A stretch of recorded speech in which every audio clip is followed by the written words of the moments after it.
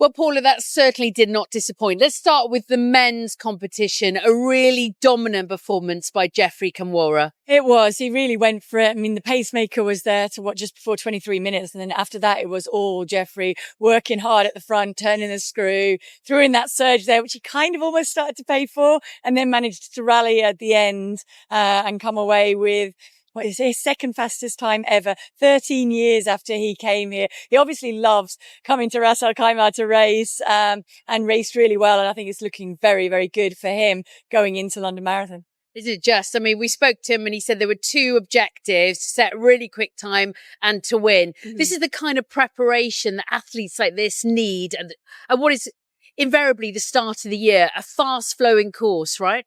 Yeah, absolutely. And I think young athletes coming through can learn a lot from watching Geoffrey Kamworor and just how he conducts himself. I mean, he's pretty much the consummate professional over the half marathon distance, the world cross, now learning about that with the marathon. He came here with a perfect idea of how this race fit into his preparations for that marathon, what he needed to do, went out and did all the work on his own, executed that, and can go back now into the next stint of training really on a high and knowing things are going in the right direction. Let's turn our attentions to the women's. Not so clear-cut, an interesting competition there. Yeah, I mean, I think the lack of pacemaker on the women's side and the lack of experience within the field really told there. And that's why it came down to Magdalena Shuri to do a lot of that work. Jessica Chlamgat was helping her. So kind of two more experienced women at the front, and the debutantes or the younger learning athletes were following behind. And in the end, it was those two that came through. And I think Anley has a great future ahead of her. That's a debut and starting out in 67:20 yards.